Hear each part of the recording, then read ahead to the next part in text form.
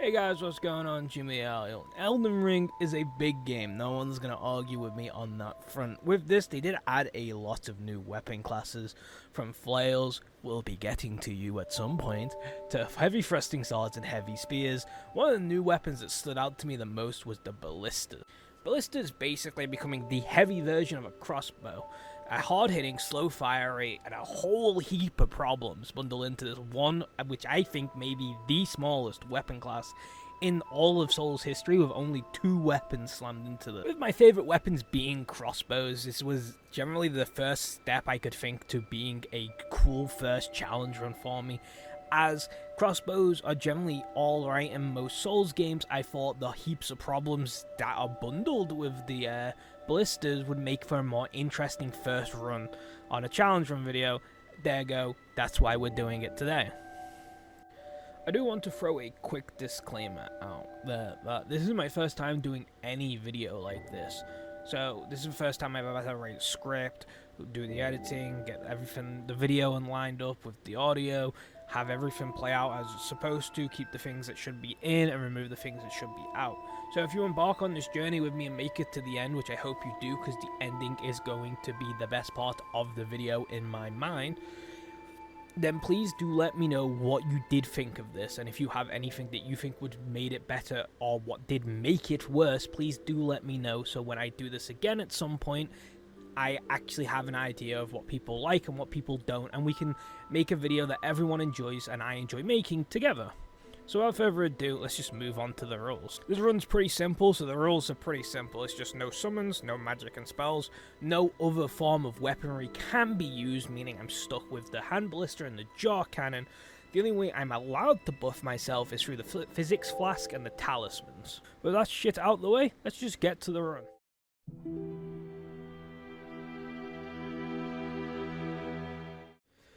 So first things first, I chose Samurai for a reason unknown to me. The more I think about it, I think Samurai had one of the better stat arrangements out of everyone, but wasn't the best stat arrangement, so, you know, I feel like I could have picked a better class, but I digress on that. Made him look strange, give him an odd looking face, picked the blends between runes so we could buy some bolts straight off the gate when we got the weapon, bringing life to the great ace shot Scott. From here, we just did the normal run stuff, jumped off the edge to avoid the starting boss, made my way through the open world where I started making moves towards getting a weapon that was actually usable for me. Now, a strange occurrence of events will take place that I don't know why I did it this way, and this will be an occurring thing for the run. I don't know why I did certain things the way I did, but here goes nothing. I went and got Torret the Mighty Horse and set off to grab the physics flask and the teleporter to Khaled in the lake.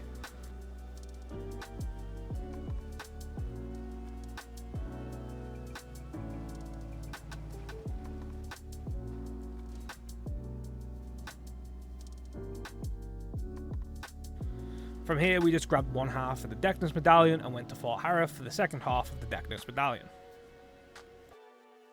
Now, I'm going to admit my stupidity here. I thought the weapon was in Atlas Plateau originally. Then I thought it was somewhere else. Died a couple of times getting to that somewhere else.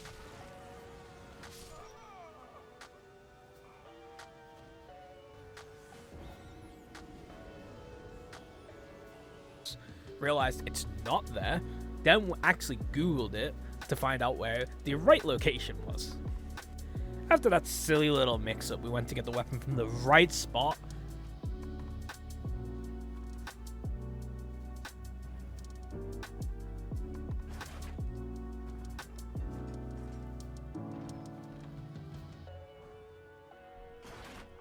And I didn't have enough strength to wield it, which was my reasoning behind the whole Samurai was the wrong choice routine. So straight back to Khaled we go, so we can get the Radagon Saw Seal, so we can actually wield the weapon, but end up taking more damage for it. With this, we can finally put this bad boy to use, except I've got no bolts, so it's to Mr. Boltman, which is also why we got the Deckness Medallions, because he resides in Atlas Plateau. Quick stop at the shop, and we'll find out we can get a whole 25 bolts after everything is concerned. This is going to be one expensive run, and this is going to be a real problem later on. To test the weapon, I tried to beat the Stone Digger Troll. It's not bad damage, but it's not the best damage I've ever seen. and the range doesn't really mean anything in a small boss room. A few upgrades and we should be pretty money though. There's 2 more shots to finish this guy off.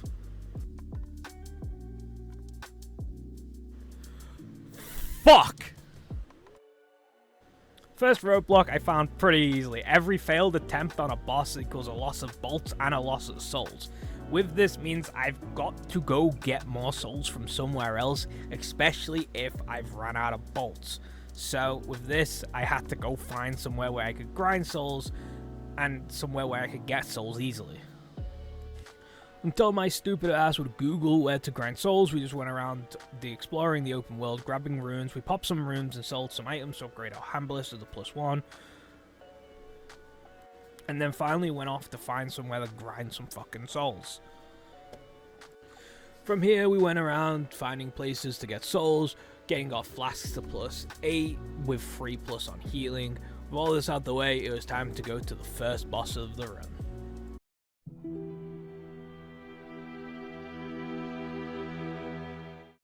Overall, a pretty simple fight and something I was gladly to see, knowing that the beginning of this game at least wasn't going to be as hard as I thought it was going to be.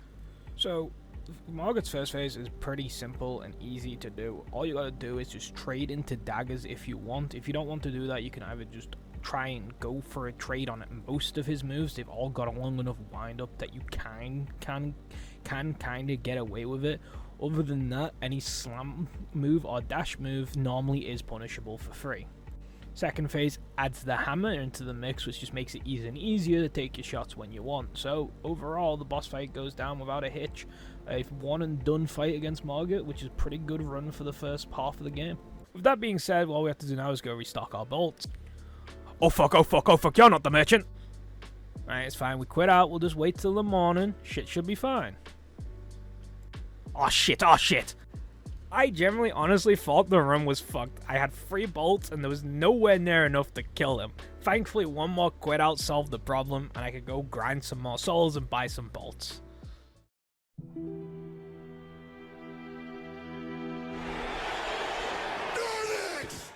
In the downtime between Margaret and Godric, I got another Estus flask, as well as got the talisman that increases damage for bolts and arrows. I think by 10% is what it does it for. Moving straight to the next boss, Godric. Not much to mention really here. I went straight to the main guy and got him to open the main gate, ran straight through the main castle, ignored anything and everything in my path. Nothing was stopping me from going to Godric. The only thing that did stop me was one NPC I wanted to speak to, and birds made sure I would never try this again. From there we ignore the giant blocking our path and go straight up to Godric.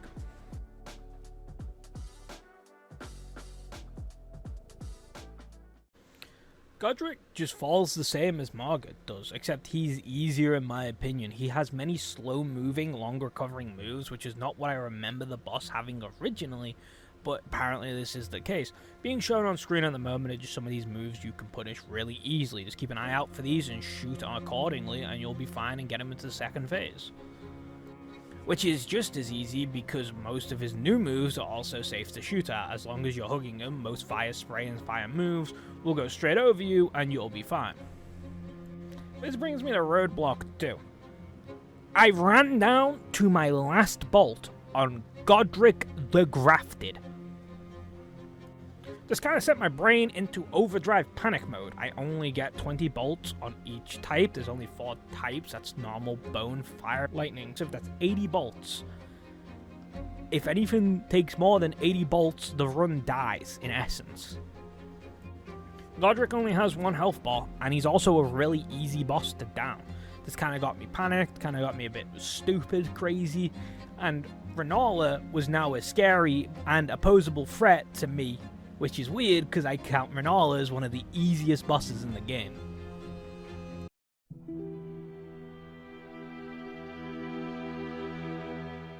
First things first, we went to Raya Crystal Tunnel to grab Smithing Stone 2s and 3s. Next on the radar was Gale Tunnel to grab Smithing Stone 4s. Next up at the bat was the Atlas Tunnel where I grabbed Smithing Stone 5s. Also beat a boss for no reason other than just to beat a boss. If I had to comment on it, it just got knocked over a lot, so it was plain sailing. From there we finished up Smithing Stone 5s in the Australia Crystal Tunnel, putting my hand Ballista up to a whopping plus 15, which is an insane gain when you consider it was plus 2 before we started bulking up. From here, we went to the Atlas Plateau to put a shopkeeper out of business in the strangest fight of all time, where we got double KO'd by the enemies, but I still got his ball bearing, so it's a win in my books. From here on out, every shopkeeper will be killed just to make it easier. We'll take their ball bearings to the shop in the round table, making the round table a one-stop shop for anything and everything bolt related. From here, we go straight up to Mount Kinnear to go put another merchant out of business. I'm sorry, you cannot charge me 800 a bolt, you thieving bastard. Straight from here, we went to go fight Demon Human Queen Gillick, is how I think you pronounce her name. A handful of attempts later, and we came out on top and gained ourselves the Ritual Sword Talisman. This is a 10% damage boost when our health is full. So for anyone who missed anything during that bulking up session, here's a quick roundup for the Ronaldo fight of all fucking things. Went from 20 bolts to 60 bolts, a plus 2 to plus 15, gained 1 flask and 1 tier, killed 2 merchants, down 2 boss, and gained a talisman. We are now ready for this.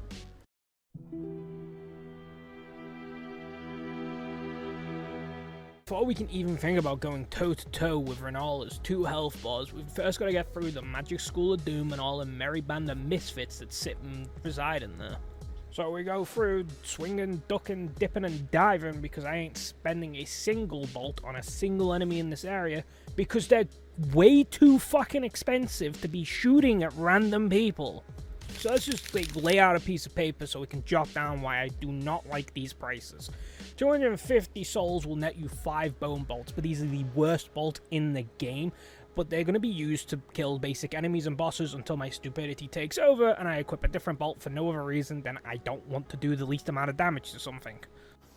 From here, you're going to then go 200 for 1 Ballista bolt, which is kind of like the bone bolt. It's the exact same thing, it just does more damage with a higher price.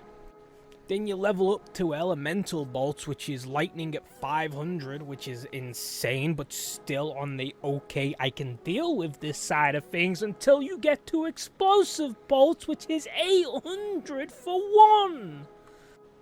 They just don't do any damage 90% of the time. Why are they so fucking expensive? I'm good, I'm calm. So when you look at the whole situation jotted on this paper, we don't have much option, and when the options are laid out, they're fucking expensive. So at the end of the day, I'm not shooting bolts at things that don't need to be shot, especially if they dodge, then I'm even worse in money, and it's not worth it. What I'm trying to say is, it's just not worth it. There's one boss that stands in the way between us and Ronaldo, and that is the Wolf. Now, I'm going to be honest, I'm not a fan of big wolf, dog / animal bosses in most Souls games. I don't think there's a single one I like. I would argue if Sif the Wolf wasn't a much beloved wolf, people wouldn't like the boss, but I digress in that because I'm opening a whole can of worms with that one already. But Dark Souls 2, Dark Souls 3, none of them have a big animal boss that I really enjoy fighting. The Souls games have never really done the big animal very well. They've always had weird hitboxes or weird movement. This one has alright hitboxes, but it comes under the I really don't like your movement, please stop category.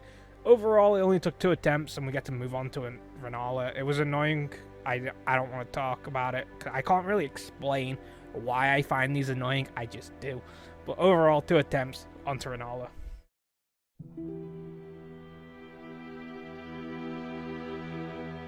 The run to Ronaldo is very simple. You gotta go through the yard, dodge the bowling ball on the stairs. It's a scary man in front of the elevator, but he's no trouble at all as long as you got your good old pal Gravity to work with you. True MVP of this fight is the kick. It's one of the best tools you have at your disposal for this fight. Instead of having to manually shoot kids, which is a weird saying now that I've said it, but instead of having to manually shoot kid, reload, look for other kid to shoot, you can then instead run up and kick kid, and then go find the other kid and kick that kid instead. It's much easier, it saves bolts, it saves time, etc, etc, etc. This boss fight's really easy. Kick the kids, break the shield, shoot the girl, wait for shield to regen, roll away. Kick the kids, break the shield, shoot the girl, till second phase. It's rinse and repeat. We've kicked enough kids to make it into phase 2. That's still a statement I'm sticking with. And we're in a water plane with a moon in the background. What are our options here? Well, pretty simply, this phase might just be as easy as the first phase. All you gotta do is just keep mid to close range, probably sticking more to close than mid, and just shoot her. And it'll knock her over. You can beat a lot of spells, but mostly if you want to play it safe, you can just wait for her to throw her staff, roll into the staff, knock her over, and for some reason the staff just doesn't come back. I don't get why it works like that, but it does. And with that, you can just keep abusing the knockover, just keep knocking her over, and you're going to be perfectly safe. Even when she summons, luckily we got a wolf summon. Depending what you get might vary, so it depends how you have to play this fight. But the wolf summon meant that I didn't even have to worry about the summon at all. I could just run around and keep shooting at her. Overall, it was a really easy and fun experience.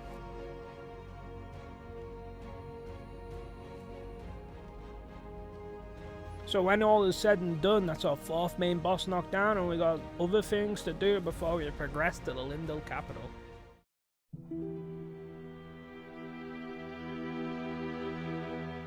So from here, all we went to do is go to the volcano cave, where we could get our one and only other weapon that we can use during this one, the jaw cannon. For some reason, I just opened my menu, even though I can kill with normal bolts, and I just put on the 800 rune bolts for no reason. I don't know what I'm doing here, and then I just die. Good job, Past Ashley. You're fucking stupid. I get him on second try anyway, just like any big mobile boss. Just run around and wait for the jump attack, lock onto, if you can, their head. In this chance, you just hit her in the head sometimes, because you gotta lock onto her body. Just keep doing this until she dies. It's not hard, as long as you've got your crossbow and ballista upgraded, she'll go down pretty quickly with standard bolts. So I'm gonna admit, I tried to do the boss like once or twice before I just flat out was annoyed and gave up and just cheesed him. What I did was, if you don't want to fight him normally, like I didn't, he de-aggroes you from a distance. So I would run up to him, take my shot at his head, and then get on my horse and run away like a pussy. And then I would come back to him, I'd shoot him on the head, and then I would run away like a pussy. And then I would come back to him, and then I would shoot him on the head, and then I would run away like a pussy. And I would do this over and over until eventually he took his last breath. With this, we do gain the souls, and we can switch to the jaw cannon. I do not, however, switch to the jaw cannon until later on. I'm going to put my reasoning out now why I do this, so I don't have to try and explain myself later on why I'm using it to down a big tree guy in a minute. Pretty much, I was under the assumption that the jaw cannon had a much longer reload time than the hand ballista. My plan was that I would switch between these two weapons going forward, between what boss I was using. In reality, the jaw cannon does a lot more damage for a little bit of increased reload time. I couldn't notice the difference, so eventually I will switch to jaw cannon for the next boss coming up. But until then, going through the areas and whatnot, I'll be using the hand ballista. I just thought I would let that ride now so we know why I'm doing this.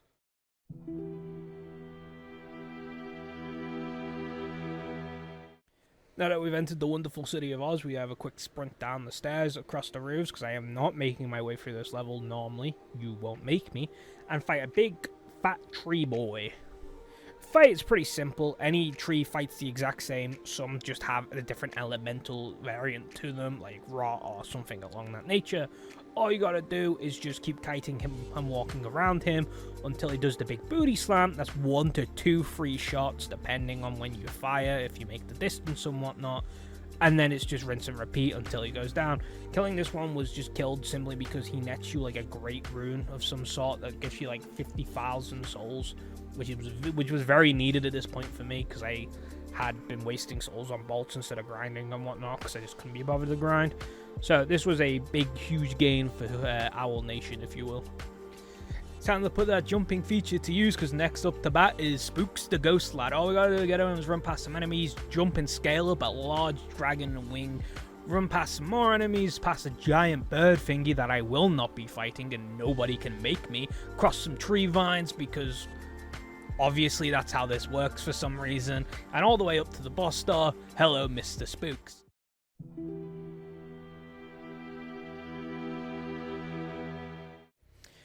Godfrey, the spooky ghost lad, is probably one of the... Like, it's so mad how easy these bosses are leading up to this point. I can't stress it enough. He's no different. He doesn't understand dashing forward when you start making distance on him. It's something he can do. So just run to one end of the boss room, take your shot, reload, take a shot, reload. Once he starts to close the distance a bit and is in a dash range into ground slam to bring the spikes up off the ground, then you're going to want to dodge past him, go to the other end of the boss room, and rinse and repeat until he dies. Pretty easy peasy.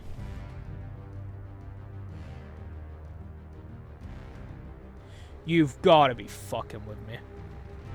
Quick weapon change later, and we've done this boss, and we get to move on to the first boss that might cause us a bit of trouble in this run.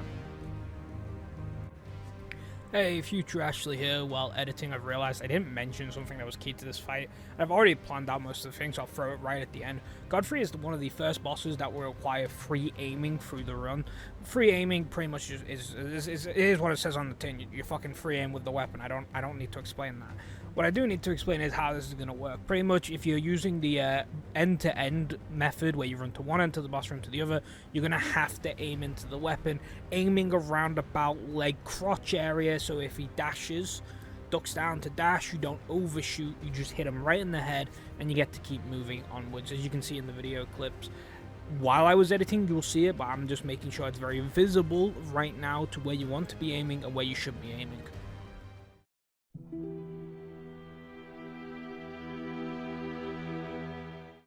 So I'm sat here, I'm watching this cutscene. What's going through my head is every other fight up to this point has been a breeze. Every single 1 to 2 goes, not even close most of the time. This is not going to be any different. First go is going to be close. Second go, I'm going to get it done. And as I'm thinking this, as I'm getting into the fight, he's just kicking my ass. And first go, boom. I barely touched him. Barely fucking touched him, and I die. I'm like, that's just first run jitters, right? That second run, I'll clear him out right away. Bada bing, bada boom, man's gonna go, and he wipes the floor with me again. So this shows, to me personally, the beginning signs of Roadblock 4. Bosses are moving quicker, recovering faster, and hitting harder, punishing more often, meaning I don't have a lot of options anymore in when I can take my shots, when I can do damage, and when I'm safe to do anything. Having to fucking shoot, get blown back, reload, get back into position, and then roll means I am open to all sorts of attacks from most enemies in this game. This brings out another problem later on, we'll get to that, but at the moment my big problem is boiling down to bosses are just moving too quick for me to be able to sit and shoot now. They're also hitting way too hard for me to tank most of their moves, so that doesn't leave a lot. So what are the options here? What are the choices left for me? Now ignore me on screen, I don't know why I thought this was the right move in any situation. Just equip the jaw cannon, it's so much better, it's just such a better weapon overall, the reload is barely fucking noticeable. Just get that fucker equipped and start hitting harder. So now all our shit is set up, we just gotta find some fucking moves, which is easier said than done. I found about like 3 moves all together that were safe. So in first phase, big ups, we can attack while passive. He won't dodge your attacks while he's passive. There is a chance he springs into action and doesn't move while you're reloading though. Keep that in mind, but you are generally safe to shoot on passive. And there's a chance he does something, there's a chance he doesn't. While past that point, you can shoot on. I failed this every time, but you can do it. You can shoot on the sword and spear stab into the ground. You can shoot on the spear jab. I did this constantly. And you can get 2 shots in if you're good and distanced already into the raining of swords. There's also one move that isn't safe, but is a good trade. Shooting into daggers on first phase is a safe trade. You won't take a lot of damage, and generally speaking, it's mostly worth it in the end, especially if you shoot. You need to be shooting near the beginning of the move. Any later, and you're going to get hit by something that isn't worth it other than just daggers. But taking your shots at daggers isn't going to lose you too much health. It's one of the decent trades you can take within this fight. If everything aligns, thankfully, we've hit second phase, and with this means we lose the passive shots. He now dodges those, but we do gain a lot more. That lot more came under his new mold moves and fire moves that he gains in his second phase. A majority of these, as seen on screen, are very safe to attack on and are very long-winding moves, so you get a lot of time to wind your shot up and take it. If you keep your distance, obviously, when he closes distance, and if you don't make enough, don't take the shot. Obvious stuff. But overall, because we get more moves to work with, it's just an easier fight. Overall, the new moves aren't very hard to dodge, so it goes down like a piece of cake, making us another boss down in our arsenal of bosses we've downed.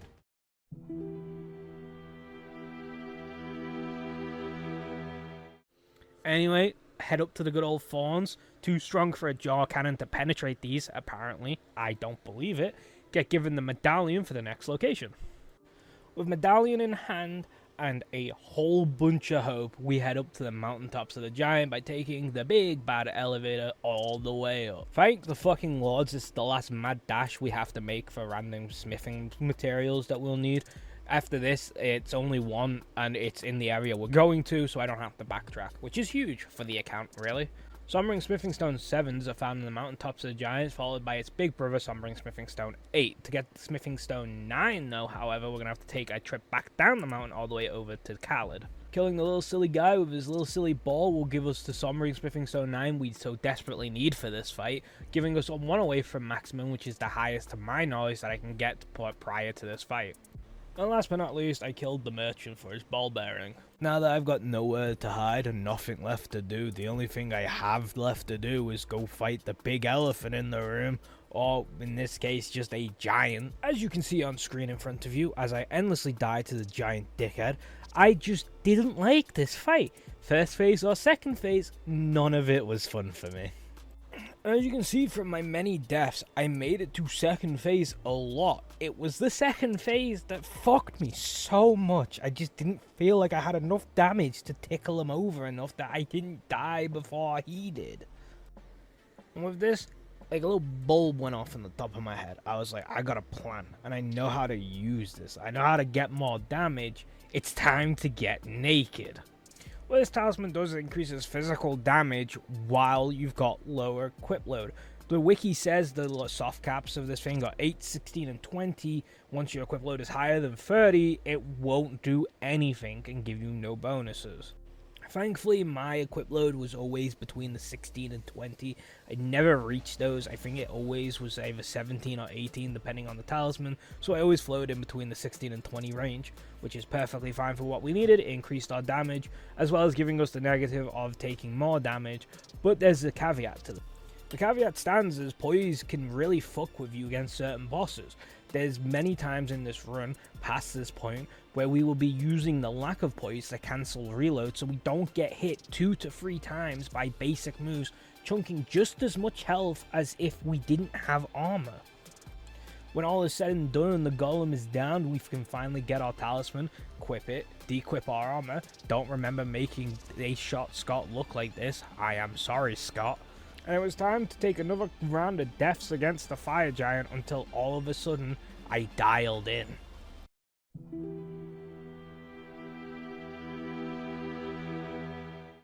We can't fuck around now, boys. He's on and he's dialed in just as much as us. One mess up and he will take it and he will put our ass in the snow, plant our naked ass straight down in the ground.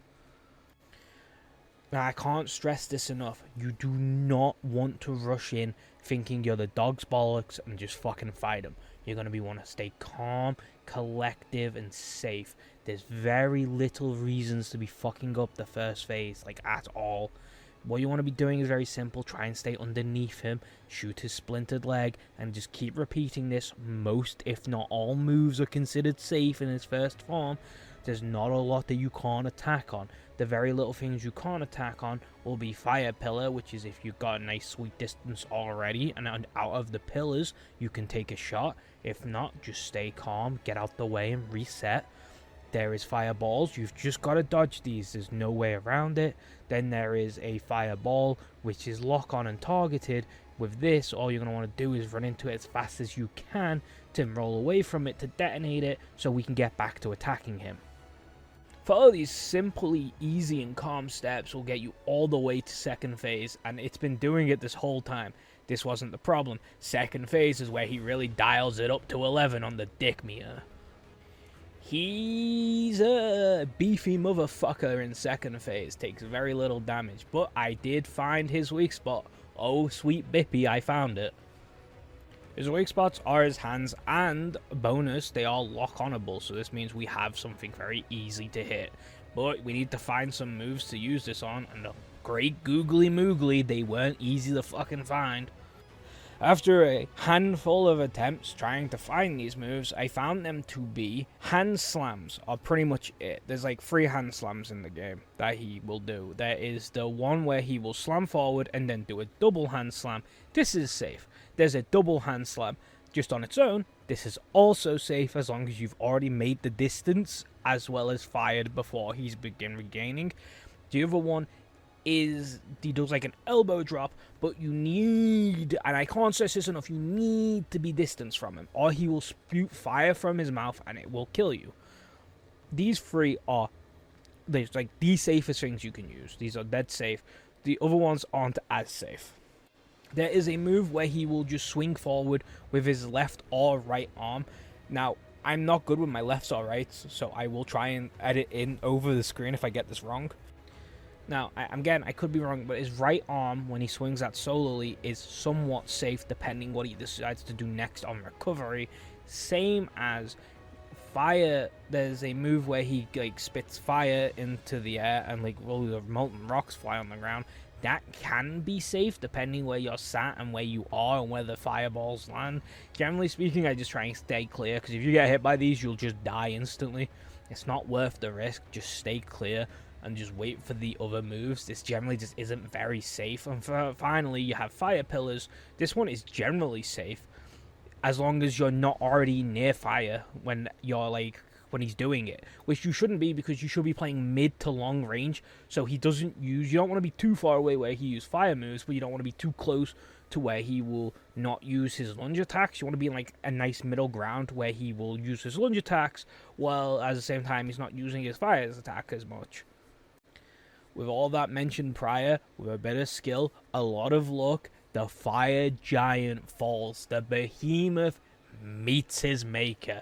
This guy didn't stand a chance against the power of a jaw, and with that, the crumbling Azera is next on the menu with a boss that I don't think will be hard, and a boss that I'm going to tear my fucking hair out at, cause sweet Bippy, I do not want to fight Malachath.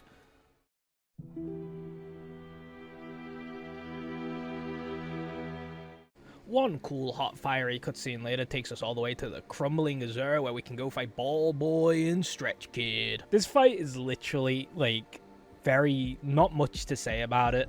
There's literally not a lot to it. It's a very easy fight when it boils down to it if you don't fumble a lot like I do. You can literally shoot through the pillars, so like there's not even like that worry of how do I shoot at them. You can shoot through the pillars. Aim for the fat guy at all times. No need to hit the other guy. If you hit him through the fat guy, that's perfectly fine. It doesn't really matter. As long as we keep hitting the fat guy. When he goes into big ball mode, we just need to get behind the pillar like a normal fight, but we can continue to hit him easily while he's balling. Just keep your eye on the Stretch Kid so you don't fucking get hit by any of his stray abilities or spells. And we'll finish him off really quick and easily. Why does this keep happening to me? Another quick go, and he does go down this time. Thank the Lords. Didn't really feel like doing this fight a lot. And we can go to the other fight in this area, which I don't want to be doing, like, ever.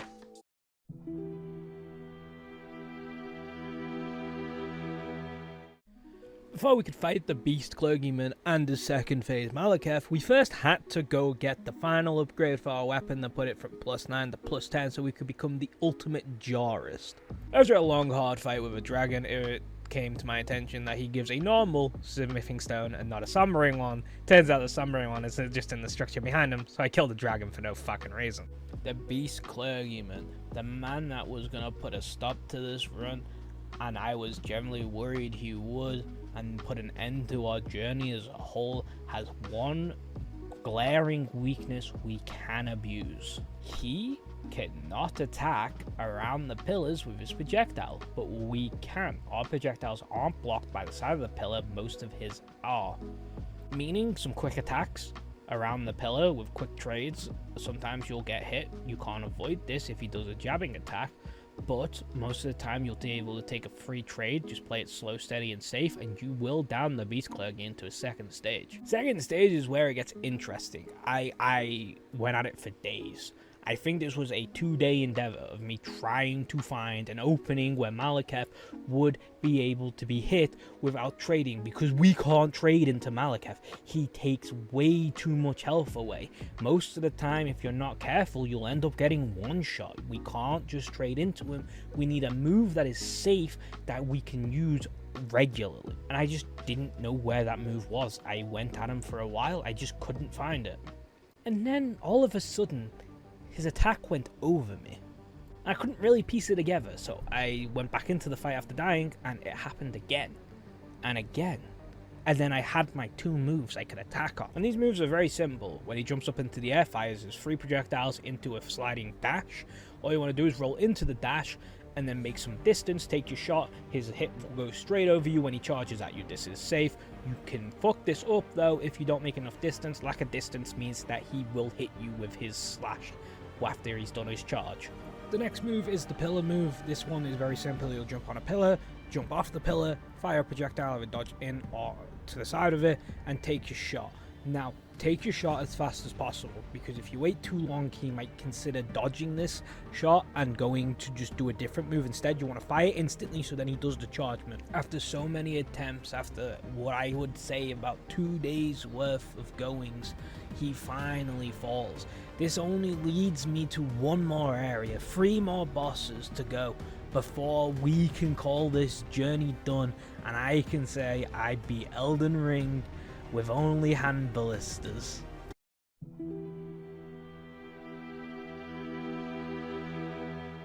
With this Ashen mess of a city, there's only 2 bosses we need to plow for through. The all-knowing one comes up first on the table. He's a silly fella that just spams his magical abilities, telling me no tarnish can be Elden Lord. We'll see about that one. And in turn, it's just a really easy fight. You just try and trade into any buff. If you can get him while he's buffing, you can constantly keep knocking him down as long as you have stamina. Once you run out of stamina, he will buff before you knock him down, but you still take the shot anyway. And then you just try and trade into magic boom boom cannon, which is just like a big beam of fucking energy. You can shoot him before he gets the ability off, so this is your safest move. Everything else will cause you to get hit. Because we're wearing no armor and no defenses, we do get 1 hit pretty much by most of his abilities. So you don't want to be trading into anything. You want clear-cut free trades. You don't want anything where you have to take a hit. All in all, boss will go down with a couple of shots and you'll be fine to go on your merry way.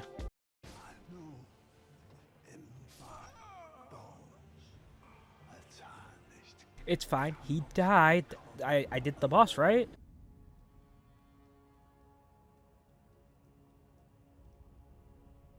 How did it happen again? This has to be the most cursed run of either nearly one-hitting the boss, like being 1 hit away from killing it, or killing it and it's still not counting. It's insane, dude.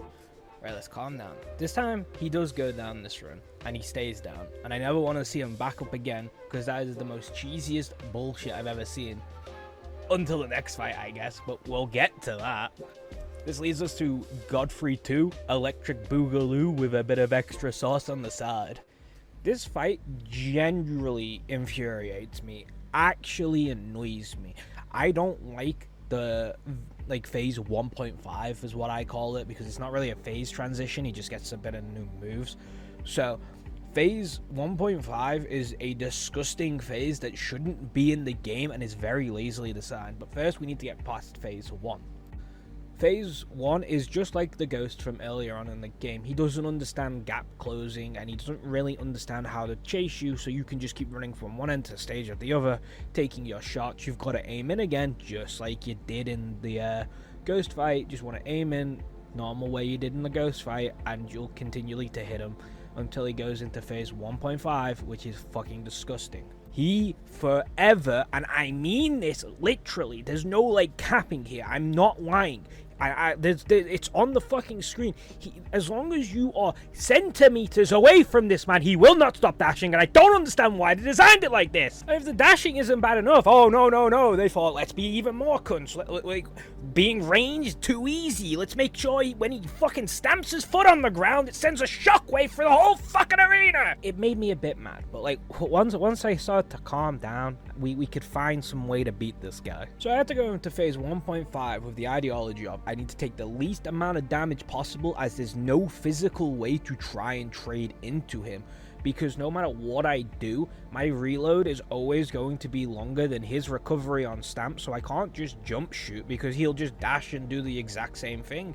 Even if I make enough distance, it's insane. So I have to try and figure out a way to make it so I took least amount of damage possible from the shockwave. What I found is you can try and trade into a move where he creates a crater in the ground and brings it up. Then what you want to do is make distance from this move, because the further you are away from the shockwave, the less damage you take from it.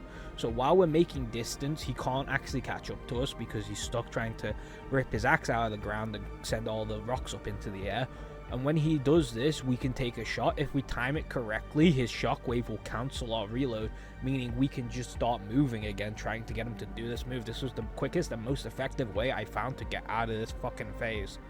If the stars align, you take the least amount of damage possible, you go through to second phase with a handful of Estus to your name, and you've got to be prepared, because he comes out swinging, he throws his axe down and goes, my fists are better than my axe, so I'm just going to punch you to death now. And as cool as this phase is, it really annoyed me because this was such a better phase than the last phase I just had to contend with. In essence, it is just a better version of the last phase.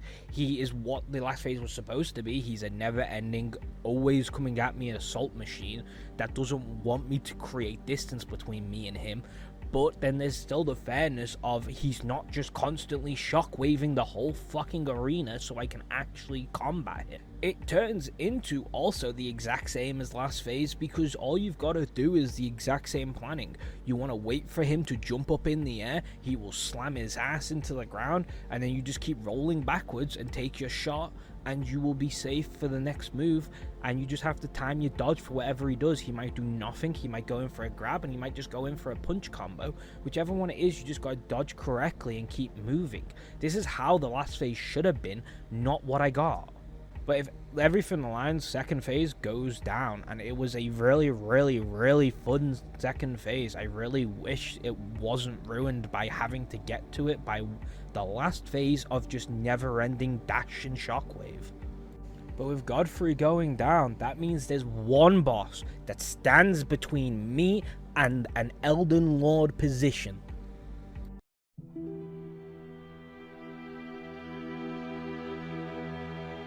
There's only two fellas that stand between me and a big wooden chair at the moment. That is Radagon of the Golden Order, and that is Elden Beast. These two guys need to be fought consecutively, meaning that if I die to the Elden Beast, I've always got to fight Radagon after dying. This doesn't sound like too much of a problem, but oh sweet bippy, it's a fucking huge issue. Radagon is a fucking hard boss when you're trying to fight a hammer versus jaw. He is so well designed. I want to say this now, I really like his design for range play, giving him a deflect option, so you can't sit there and spam spells from a distance, but he's not infinitely dashing, so you can't actually fucking fight him as a mage or anything like that.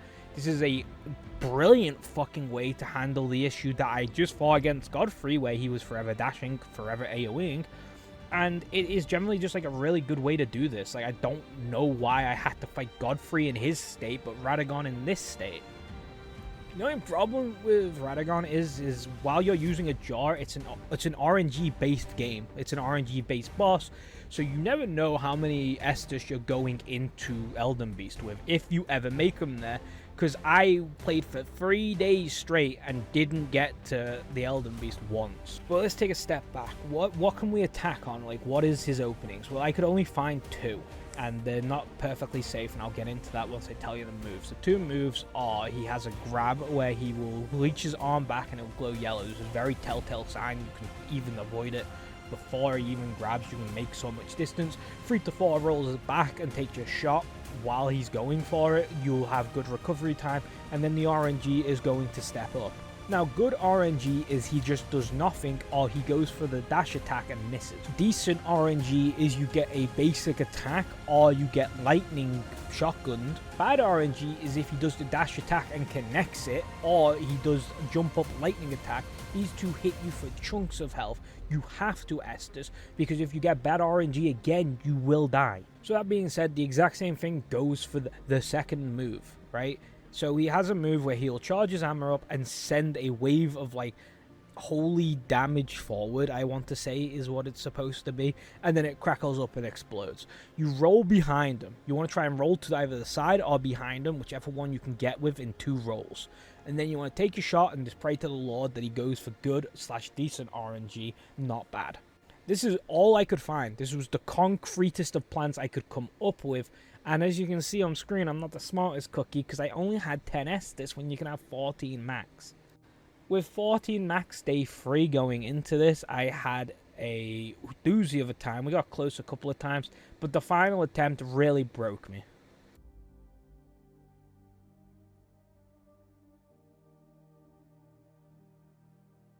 After having an attempt ended like that, I just gave up. I packed it in, threw in the towel. That was it. The run was over. We weren't trying anymore. I was done. There was just no way we were doing this anymore. It was doom and gloom. 2 days later. After a 2-day break, I kind of regained my mental and had to just keep plowing into him. There was a way that I could do this. There had to be a way. I was not conceding on the final boss of the run. And then, like, all of a sudden, and I really can't explain this, I guess I just started to get good at doing the boss. I wasn't taking stupid hits anymore. I was getting my dodge timings down perfectly. I was finally able to dodge certain moves that were just fucking me over constantly 2 days prior. All of this in combination, understanding that I have 2 moves and 2 moves only. I don't get to pipe up and be like, I can attack on this. I just gotta sit and take my ground and be like, these are the 2 moves I exist under. I'll have to use these. And eventually, slowly but steadily, I started to see the Elden Beast. Now, first things first, I get into the Elden Beast first time, just take a big L. Don't even get to fight him properly, and I just die. But slowly but steadily, it starts to creep up. He's losing health. He's going half health, below half health. I'm starting to see what moves do, how they work, how to dodge them.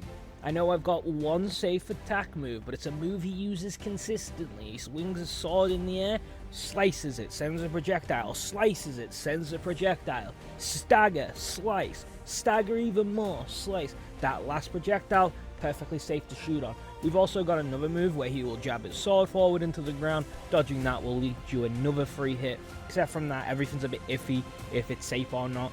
So I would recommend not trying to shoot on anything else. Now, I don't think I've got my days mixed up, and I can't stress this enough. I did the first boss run for 3 days. Then I took a 2-day break. Then for another 2 days, I went to this boss. Then on the 3rd and final day, after the break, it randomly all connects. I want to clear one thing up. Going into the 3rd, and I will say final day, because if I couldn't do it today, our run was over. We didn't do anymore. I wasn't going to do anymore. If I couldn't do it today, I wasn't doing it at all. With this in mind, I head straight into Radagon. Do my normal deeds. Dodge, dodge, dodge, dodge. Wait for my moves. Take my shot. Hope I'm safe. When all is said and done, I come into the Elden Beast boss fight with 6 S's and a big fucking dream. It is literally him and me. Jaw v Beast, winner gets a wooden chair. And the fight is going generally well. I take some hits that I'm not happy with, but generally speaking, I'm dodging into the projectiles and getting away from him. Dodging away from his lightning moves, making sure everything's safe, only shooting when I can, trying to dodge his stab forwards and his slashes. When he flies up, dodging over, everything's going swell. Even with all the practice leading up to this, somehow I'm down to 1 Estus, just under half health. And one poorly timed dodge puts me on 0 Estus, not even that close to beating him. The run looks like it's fucking over already. But my mind is on a win. This is doable. Like, as long as I do a perfect dodge into Elden stars, as long as I do perfect jumps over the barricades, I should be able to beat this guy. A poorly placed camera makes me lose nearly all my fucking health. This was the run, and I'm nearly fucking it up. And then when I just think it can't get worse, I've got no health, I've got no Estus, and he fucking Elden stars me. But I knew this was the run when somehow, magically, I take very little damage. Anything touches me now and I just die. But I've gotta keep going. This has gotta be the run. And with the scariest shot of my life, the Elden Beast falls. And somehow, I managed to beat Elden Ring with only hand ballistas. It was an insane journey. And Ace-shot Scott can finally sit on his big wooden chair, knowing that jaw beats all, and no one can top that.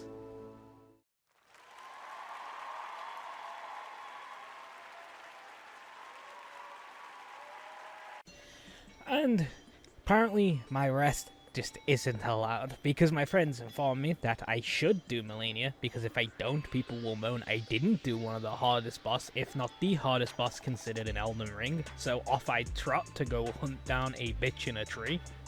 As the Elden Lord nowadays, I don't worry myself with the common folk, so we're just going to run straight past everyone and anyone that's ever existed. They're not part of my existence anymore. They are below me, all the way to the base of the tree, the inner part of the tree, some part of the tree, fuck if I know, to show Millennia what true power is in the form of a jaw. Now, if you've ever wanted to make the hardest boss considered in Elden Ring to be a complete and utter bitch baby, this tactic will make this fight the easiest thing ever, and I'm probably never fighting her normally ever again if I don't have to, when I can just whip out a jaw and shoot and then lock on, and she doesn't know how to combat that magically, and we'll just go straight to second phase. I completely forgot to mention, for second phase you do need to respec to have as much stamina as possible. I think at the end of this I had 96 in endurance for stamina, as well as I have a stamina talisman, as well as in my flask I have something to temporarily boost stamina. You need this for the how the second part of this boss works, which is pretty much the same as the first phase. You just want to keep aiming away from her, getting ready to shoot your gun. As soon as the jaw goes forward, you want to then lock onto her and then shoot. But the problem in second phase is she doesn't just walk. She'll get knocked down and then start running, so you can only take a certain number of shots, as well as once you run out of stamina, there's a bit of a gap between you can shoot, so you have to retreat. Once this happens and you can't do this anymore, you've literally just got to run around the arena and wait for her to do the cocoon move again. I luckily got it straight after I did the setup, so I didn't have to do the runaround. But if you have to do the runaround, you're just going to have to learn to dodge, or you can just reset and just keep hoping to get the first time cocoon like I did. It took me about I want to say 20 goes before I got the cocoon in the land. So yeah, that's pretty much how this boss works, and it goes down without a sin. It's just so easy. And with that boss down, that's it. And my first challenge as Elden Lord, I took down the woman no one else could with a jaw, convincingly easy. So there's that. I must be just the best Elden of Lords. And there's only one guy left to go kill, so while I make my way there, I might as well give the outro to the video. So first things first, thank you to anyone who made it to this far in the video and finished our journey together. I kind of tried to plan this out as more of a journey we could take together than just your average challenge video. I think in the future I probably won't be taking this approach unless people really do like it, because I struggle with when to put we's and I's and us and whatnot. But like for the first video, it was a real journey because I was in voice chat with people constantly, like streaming it and recording, and it felt like a journey, and that's how I wanted to present it. So that's why it's done in this fashion. So if you guys liked it, please do let me know. If you don't like it, let me know. If you liked anything in the video and stuff, or you have pointers to make it better, please do let me know. It's really appreciated. And as I go finish off this run by killing the first soldier of Godric, I thank everyone for watching this video. It was so long in the making, especially the final boss, which took a week to do, and then Millennia that took like a day at tops, just kind of waiting for the RNG to pop up where I could just kill her. It was insanely fun. I enjoyed every second of it, and I thank you guys for watching this video. Now you can watch me one-hit the soldier Godric. Bye!